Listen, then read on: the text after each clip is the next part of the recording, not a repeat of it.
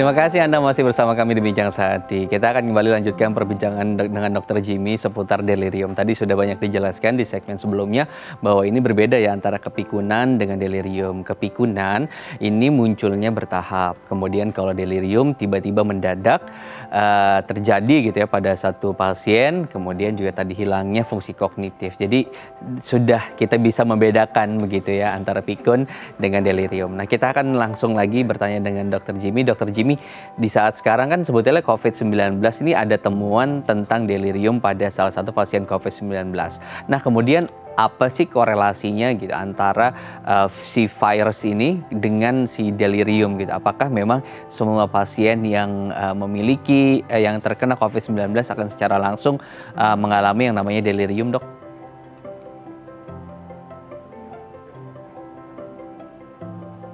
Ya, jadi pasien COVID-19 biasanya memang kan untuk infeksi awal di infeksi pernapasan, kemudian bisa ada batuk atau sesak napas.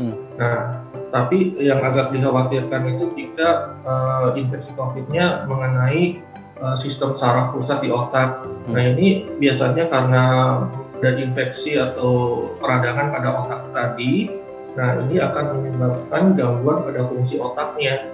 Nanti gejalanya akan menyebabkan gejala-gejala yang bersifat tadi seperti ada gangguan fungsi kognitif, kemudian gangguan atensi, dan biasanya onsetnya mendadak. Jadi gejalanya mengarah ke delirium. Jadi jika ada pasien delirium dengan ada demam, kemudian ada sesak nafas, nah itu sebelumnya ada riwayat kontak COVID. Nah, itu perlu kita waspadai karena pasiennya bisa mengarah ke infeksi COVID.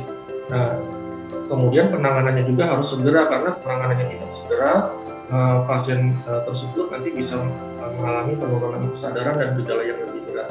Seperti itu. Oke, jadi harus ada penanganan yang segera gitu.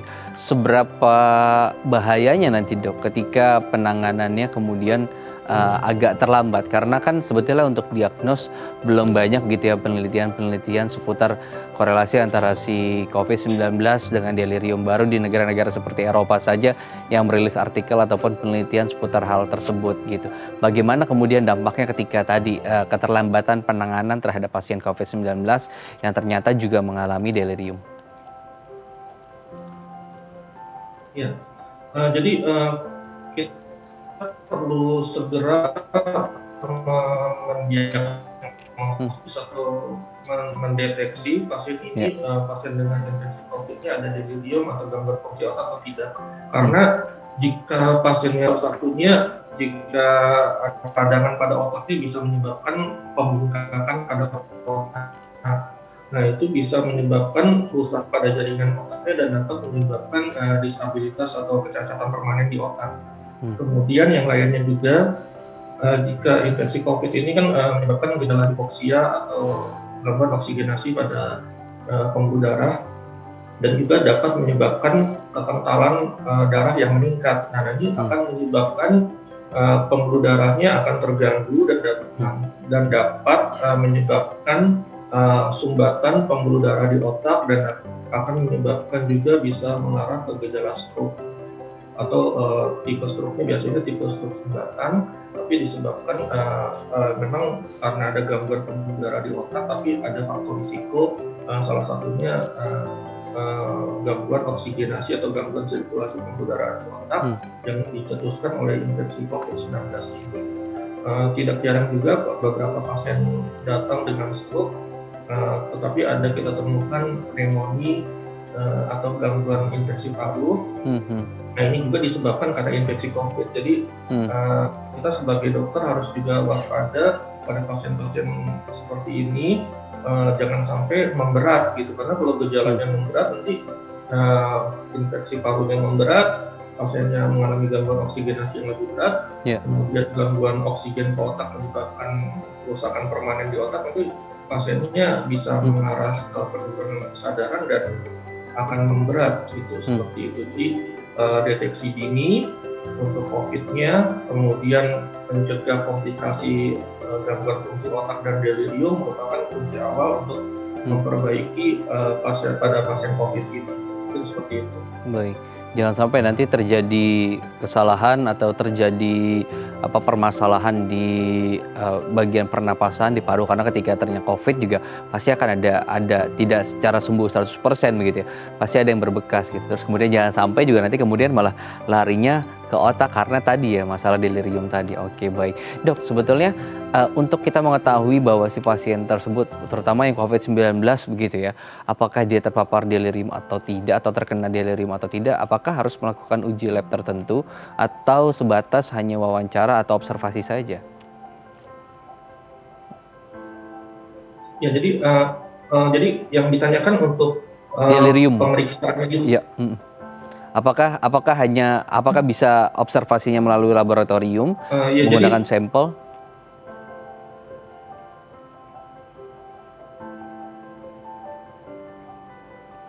Ya. Oh iya, jadi untuk yang infeksi COVID-nya memang kita deteksi dengan pemeriksaan laboratorium. Jadi misalkan dengan rapid test atau swab PCR, nah itu untuk mendeteksi COVID-nya. Kemudian kita juga melakukan pemeriksaan imaging untuk parunya, apakah sudah ada infeksi di paru seperti ada pneumonia. Nah itu kita melakukan ronsen toraks atau CT scan toraks. Kemudian memang pada awalnya juga kita lakukan juga anamnesis atau pemeriksaan wawancara yang lebih khusus mendetail karena ada infeksi COVID atau kontak dengan COVID atau tidak. Itu merupakan kunci awal juga untuk analisis atau wawancara lebih awal yang mendeteksi ke arah COVID, dan juga yang penting juga tadi ke arah gejala delirium, apakah ada gangguan konsentrasi, kemudian gangguan fungsi kognitif atau berpikir ada gangguan atau tidak. Nah itu untuk melihat apakah sudah ada gejala-gejala yang mengarah ke arah gangguan fungsi otaknya ya. Nah, jika sudah mulai ada seperti itu, sebaiknya dilakukan pemeriksaan, misalkan CT scan untuk otaknya, melihat apakah sudah ada komplikasi otak, kemudian apakah sudah ada gangguan pembuluh darah di otaknya, misalkan sampai mengarah komplikasi ke stroke atau tidak. Karena kalau sifatnya gangguan fungsi di otaknya sudah lebih berat, nanti ya di ujungnya itu akan menyebabkan disabilitas atau kecacatan permanen yang agak mengkhawatirkan, dan juga menyebabkan ya kualitas hidup pasien jadi menurun. Jadi yang perlu kita waspadai. Baik, jadi itu bisa dilakukan oleh pihak rumah sakit, kemudian dan juga mungkin keluarga juga bisa membantu begitu ya dengan menanyakan apakah sudah dilakukan pemeriksaan tersebut untuk mengetahui gejala-gejala delirium tadi yang disebutkan oleh Dr. Jimmy. Wah, menarik sekali, Dok. Kemudian untuk yang komplikasi, Dok, kan kita juga tidak tahu begitu ya. Terkadang COVID-19 juga berbahaya ketika kemudian si pasiennya memiliki komplikasi begitu, penyakit lain gitu. Nah, apakah juga delirium memiliki resiko yang sangat besar ketika ada komplikasi di dalam diri si pasien? Ya, delirium ini memang sifatnya tadi mendadak ya. Jadi kita memang harus waspada jika ada gejala delirium ini, karena delirium merupakan gangguan fungsi di otak tadi, dan kita harus melakukan pemeriksaan lebih detail terhadap pasien delirium supaya untuk mencegah komplikasi lanjut gitu. Karena kalau gangguan otak tadi tidak diperbaiki, misalkan tadi ada gangguan ketidakseimbangan neurotransmitter di otaknya, nanti akan menyebabkan gangguan fungsi otak di kemudian hari. Misalkan ada kesulitan berpikir, kesulitan konsentrasi, kemudian untuk daya ingatnya yang menurun. Nah itu kan mengganggu aktivitas harian pasiennya nanti. Kemudian yang agak bahaya juga jika penyebabnya misalkan ada infeksi tadi, infeksi COVID. Nah itu juga kan akan menyebabkan peradangan atau pembengkakan di otak. Nah itu akan menyebabkan komplikasi yang lanjut. Jadi intinya sih kita harus waspada terhadap delirium itu, melihat gejala lebih awal sehingga dapat mencegah komplikasi atau perburukan di kemudian hari atau di proses yang lebih lanjut. Jadi kita harus mencegah komplikasi yang lanjut. Oke, baik. Jadi tadi ya untuk yang komplikasi juga memiliki dampak dan juga korelasi yang sangat berbahaya. Kemudian juga tadi jika tidak cepat ditangani akan mengurangi kualitas hidup si pasien tadi. Apakah kemudian delirium ini, Dokter Jimmy, bisa sampai berbahaya terhadap resiko kematian? Ya, delirium ini memang gejala yang suatu pertanda komplikasi yang memberat pada pasien lansia atau pasien dengan COVID ya.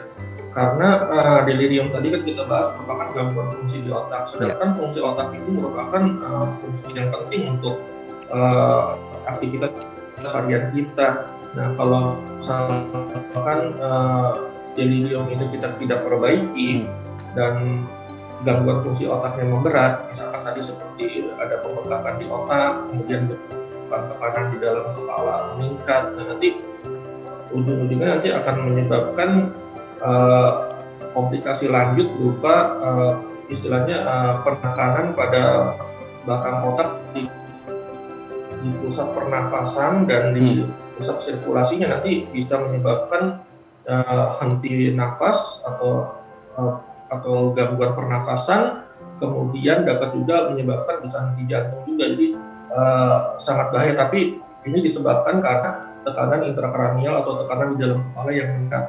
Nah, kemudian yang gejala yang lain juga yang agak mengkhawatirkan itu kalau infeksi COVID atau yang sudah infeksi COVID yang mengarah ke gangguan fungsi di otaknya sampai ke delirium tadi, menyebabkan gangguan pada aliran darah di otaknya. Nah, nanti bisa menyebabkan pembuluh darah otaknya tersumbat dan nanti akan menyebabkan pada area pembuluh darah otak yang tersumbat tadi terjadi gangguan atau kecacatan yang permanen, ataupun jika menyebabkan gangguan pada sumbatan pembuluh darah utama di otak bisa menyebabkan penurunan kesadaran sampai bisa menyebabkan gangguan otak permanen. Kadang-kadang juga bisa menyebabkan gangguan pembuluh darah pada pembuluh darah jantung, dan nanti bisa menyebabkan kematian penyakit jantung yang sifatnya mendadak juga. Dan itu bisa menyebabkan kematian mendadak. Jadi intinya itu infeksi COVID memang kita tidak bisa pandang sebelah mata, dan kita memang harus waspada karena banyak sekali komplikasinya, terutama untuk otak ini yang gejalanya salah satunya delirium, dan itu delirium itu merupakan salah satu penanda atau warning sign untuk gangguan fungsi di otaknya. Jika ada gejala delirium, ya sebaiknya kita periksa lebih lanjut untuk fungsi otaknya, jangan sampai terjadi komplikasi yang lebih berat. Oke, baik. Jadi harus dilakukan observasi sedini mungkin. Wah, menarik sekali Dokter Jimmy. Sudah ada beberapa pertanyaan yang masuk, tapi nanti kita akan buka di segmen berikutnya ya. Untuk Anda juga pemirsa yang tertarik ingin bertanya langsung dengan Dokter Jimmy, bisa menghubungi kami di 021 290 32644 atau bisa melalui DM kami di Instagram kami di @bincangsaati.tv. Saya harus jeda dulu. Tetap bersama kami di Bincang Sehati.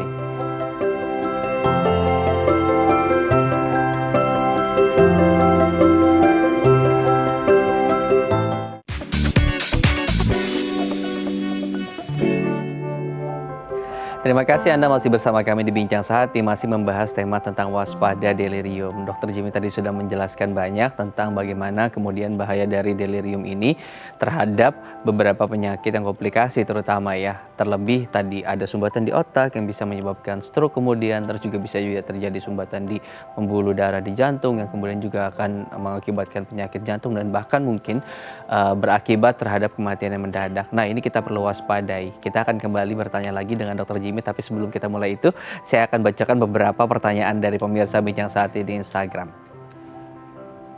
Baik, oke.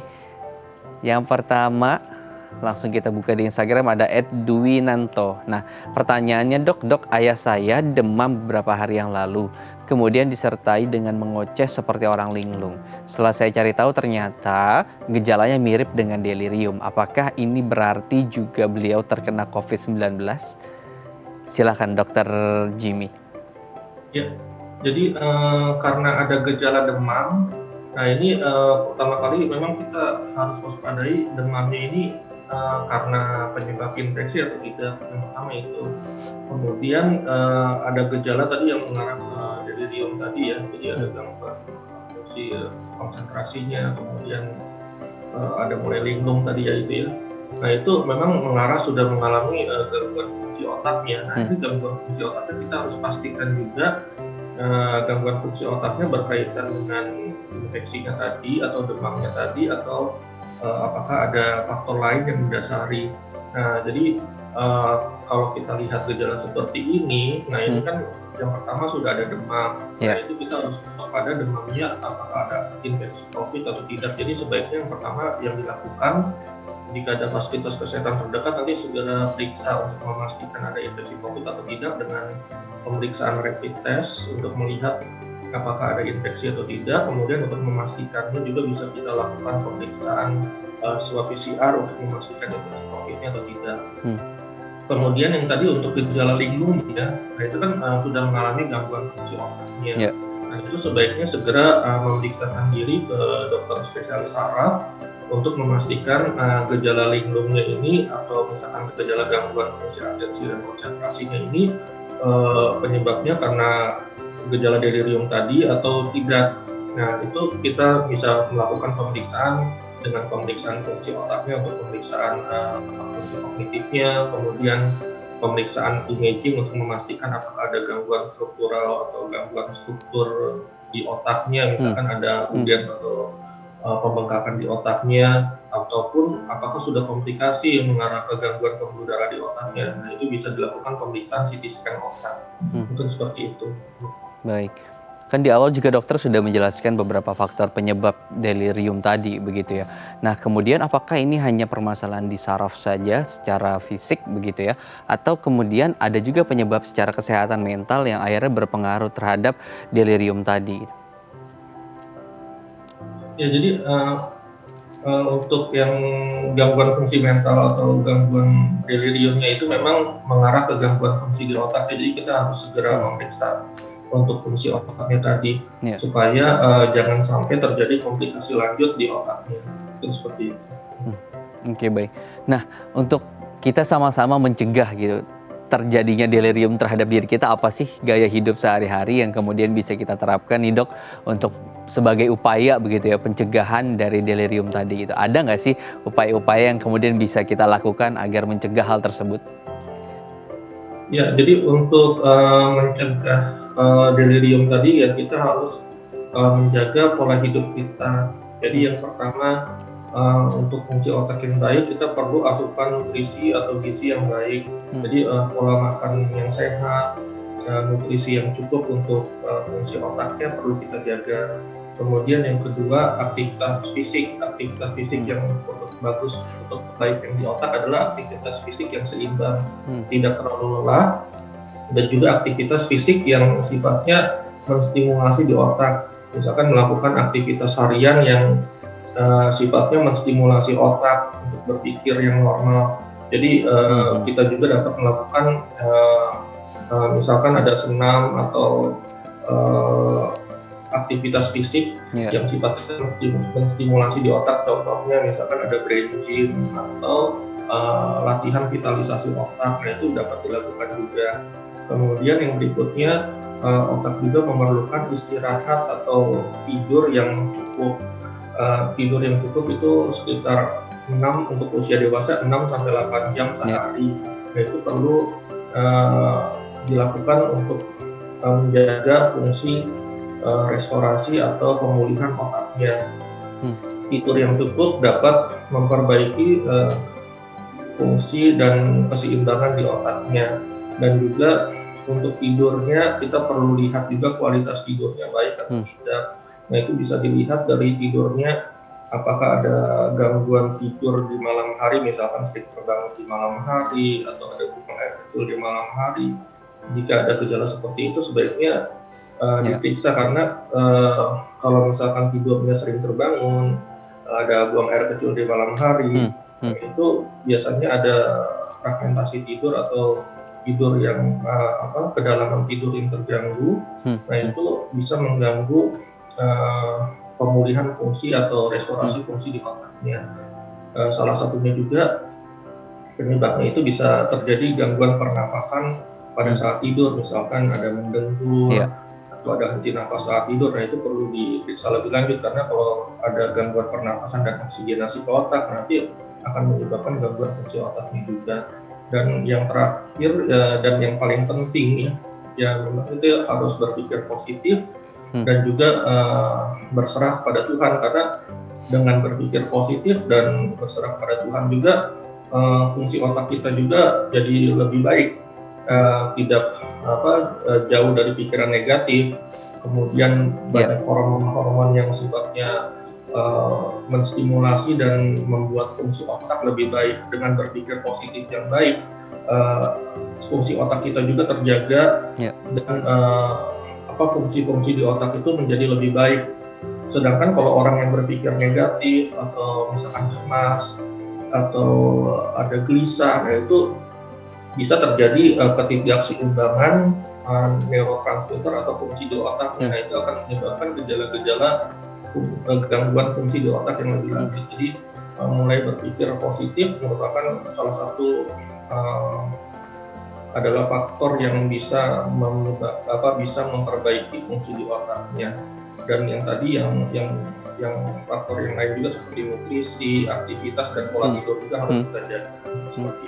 Jadi secara tadi asupan, nutrisi, kegiatan yang berimbang, pola hidup sehat mulai dari tidur juga harus pas 6 sampai dengan 8 jam. Dan ketika terjadi gangguan gangguan tidur, pernapasan, mendengkur, nah ini jangan diremehkan, harus segera dilakukan pemeriksaan, datang langsung berkonsultasi dengan dokter ahli syaraf untuk kemudian mengetahui apa yang terjadi kemudian gitu. Ternyata berpikir positif juga penting ya dok ya. Nah ini mempengaruhi bagaimana kemudian tadi ya cara kerja otak kita, cara berpikir kita sehingga tidak begitu terbebani. Oke, apakah kemudian hal-hal seperti ini, delirium ini bisa terjadi kepada anak remaja di bawah 17 tahun atau bahkan anak-anak? Apakah mungkin hal-hal tersebut juga terjadi gitu, di anak-anak remaja? Ya, untuk anak-anak remaja atau usia dewasa muda juga gejala delirium itu juga bisa terjadi.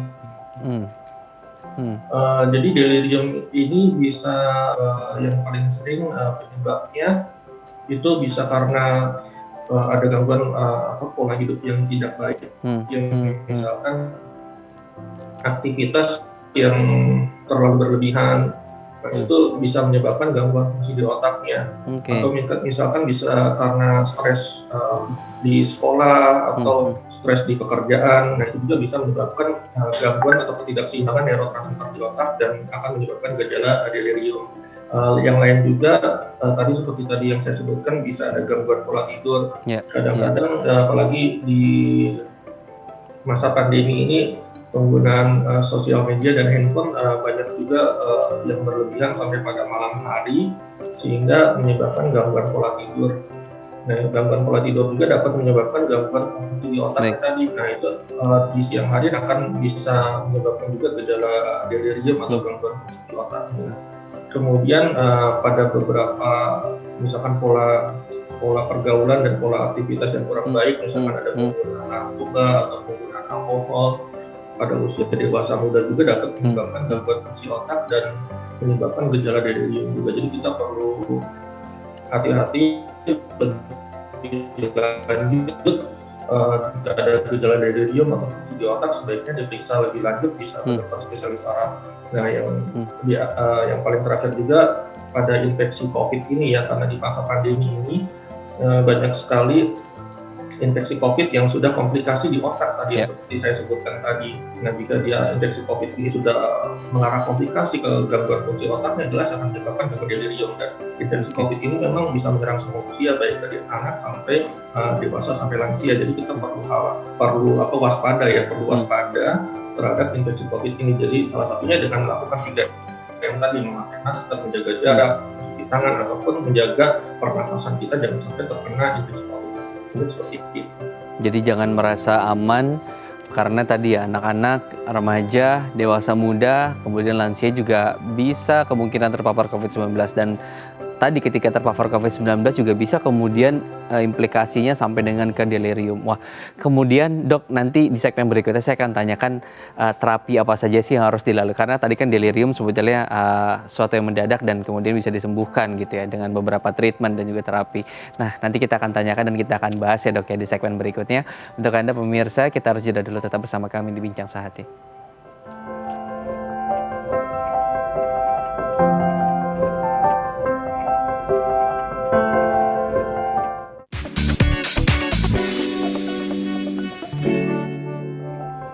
Terima kasih Anda masih bersama kami di Bincang Sehati. Kita akan lanjutkan perbincangan tentang waspada delirium bersama dengan Dr. Jimmy. Nah, Dr. Jimmy, tadi sebelum jeda saya sudah menanyakan tentang bagaimana terapi yang harus atau pengobatan yang harus dijalani oleh seorang pasien yang terdiagnosa delirium dan berapa lama sebetulnya proses terapi ini harus dia jalani, dok?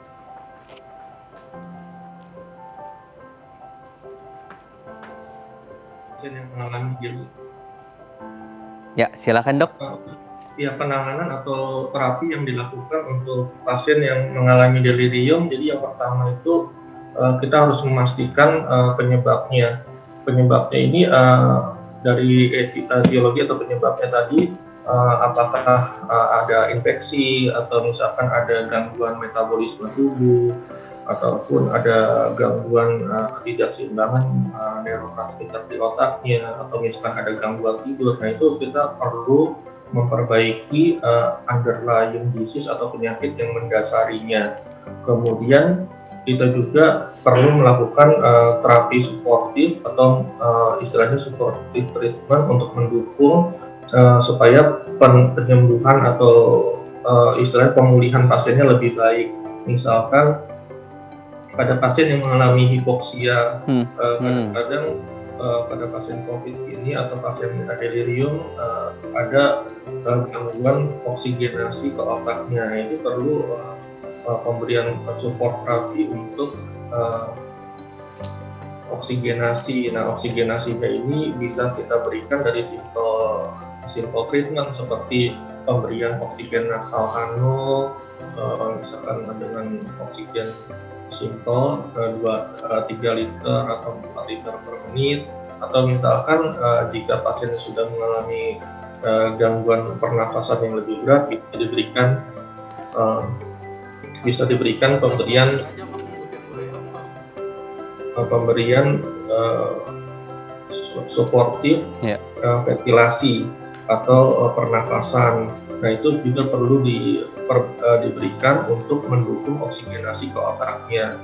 Kemudian yang berikutnya juga pada pasien-pasien delirium juga biasanya ada gangguan nutrisi. Nah, gangguan nutrisi ini bisa kita berikan nutrisi baik enteral ataupun parenteral dari infus atau nutrisi dengan diet makanan yang cukup kalori ataupun kebutuhan nutrisi yang misalkan ada kurang protein, kita perbaiki proteinnya, ataupun kalori yang kurang bisa kita perbaiki. Nah, kemudian yang penting juga untuk nutrisi ke otaknya bisa kita berikan pemberian nutrisi otak, misalkan suplemen untuk perbaikan otak, untuk perbaikan deliriumnya. Nah, itu ada banyak suplemen yang bisa kita berikan untuk menjaga fungsi otak yang lebih baik. Seperti itu. Dan tadi yang tidak kalah pentingnya jika ada infeksi COVID, nah itu perlu kita perbaiki infeksinya, jadi dengan memperbaiki daya tahan tubuhnya, menjaga supaya fungsi tubuhnya lebih baik dan juga menjaga pernafasan yang lebih baik. Mungkin seperti itu. Oke. Jadi treatmentnya akan berbeda, sistem pengobatannya juga berbeda tergantung dari tadi ya hasil diagnosa dan permasalahan yang kemudian dirasakan oleh pasien tadi sendiri. Oke, baik. Tapi tetap ya, sebelum daripada mengobati lebih baik kita mencegah gitu, dan pencegahan tadi sudah disampaikan oleh dokter, dan kemudian ini juga terjadi tidak hanya lansia yang berpotensi, tapi kita juga dewasa, remaja sampai anak-anak juga memiliki potensi yang sama untuk terkena yang namanya delirium. Nah, kita akan membacakan beberapa tips nih untuk kemudian menjaga kesehatan tubuh kita kita terkait dengan delirium, baik itu untuk lansia ataupun untuk remaja dan dewasa. Kita akan masuk ke tips yang pertama adalah rutin berolahraga. Nah, berapa sering sebetulnya kita harus rutin berolahraga dalam sehari ini, Dok? Dan apa kemudian manfaat dari olahraga ini terhadap kesehatan tubuh kita, terutama tadi sistem imun, syaraf, dan juga terhindar dari yang namanya delirium ini? Ya, jadi untuk olahraga ini memang yang penting itu olahraganya yang teratur ya. Ya. Jadi olahraganya ini kalau yang dianjurkan olahraga yang dengan waktu yang cukup, misalkan sekitar 15 sampai 30 menit. Nah itu sudah cukup, jadi jangan sampai terlalu lelah, karena kalau olahraga yang menyebabkan kelelahan juga tidak baik untuk fungsi otak dan fungsi tubuh. Jadi olahraga yang sehat ya, olahraga yang sehat, kemudian sesuai dengan umurnya. Nah, kemudian olahraga yang dilakukan tadi bisa sesuai dengan usia juga, misalkan sudah lansia bisa melakukan senam lansia, atau misalkan untuk memperbaiki atau menjaga kesehatan otak bisa melakukan brain gym atau latihan vitalisasi otak, atau misalkan untuk menjaga daya tahan tubuh, nah itu bisa melakukan aktivitas fisik yang sifatnya aerobik atau memperbaiki vitalitas tubuh untuk menjaga fungsi tubuh yang lebih baik. Mungkin seperti itu ya untuk aktivitas fisik. Kemudian masuk ke tips yang berikutnya adalah tidur dengan jadwal yang teratur. Nah, tadi dokter juga udah menyinggung bahwa kita setidaknya tidur 6 sampai dengan 8 jam gitu. Nah, sebetulnya ada nggak sih, Dok, toleransi tersendiri untuk yang memiliki aktivitas yang tidak menentu begitu ya? Apalagi yang misalnya dia harus bekerja dengan mengikuti jam di negara lain yang berbeda dengan kita. Sebetulnya ada tidak toleransi, dan seberapa besar toleransi tersebut terkait dengan waktu tidur? Ya, jadi memang basicnya basic quantity of sleep atau kuantitas tidurnya adalah sekitar untuk dewasa 6 sampai 8 jam. Itu berkaitan dengan siklus tidur dan kedalaman tidurnya. Nah, tadi disebutkan jika pasien mengalami misalkan berpergian di luar kota, ada perbedaan jam, nah itu bisa terjadi jet lag. Nah, jika terjadi ada perubahan waktu ya harus disesuaikan dengan waktu setempat. Tapi intinya sih kita harus melihat waktu setempat pada saat pasien atau orang tersebut ada di tempat tersebut. Jadi misalkan sudah malam, sudah gelap, nah itu biasanya kan melatonin sudah mulai meningkat, nah itu udah waktunya untuk tidur. Nah kemudian jika tadi misalkan ada perubahan misalkan pola aktivitas, ada kerja malam, nah itu harus diatur manajemen waktunya supaya aktivitas yang dilakukan dengan istirahat atau tidurnya harus seimbang. Nah itu harus dilakukan manajemen waktu yang lebih baik. Untuk yang tadi yang kembali ke pola tidurnya itu bisa kita sesuaikan. Yang penting pola tidur itu cukup baik dan jumlah tidur 6 sampai 8 jam itu seperti itu. Baik, Dr. Jimmy, terima kasih sudah berbagi informasi. Semoga ini bisa mengedukasi masyarakat untuk lebih aware terhadap kesehatan mereka, terutama tadi yang berhubungan dengan delirium. Terima kasih Dr. Jimmy Alexander telah berbagi informasi di Bincang Sehati. Baik. Pemirsa, untuk kritik dan saran Anda bisa menghubungi kami di YouTube channel kami, di Facebook dan juga Instagram kami di @bincang_sehati.tv. Akhir kata saya Muhammad Syahri, mewakili kru yang bertugas pamit undur diri. Terima kasih, sampai jumpa di Bincang Sehati pekan depan.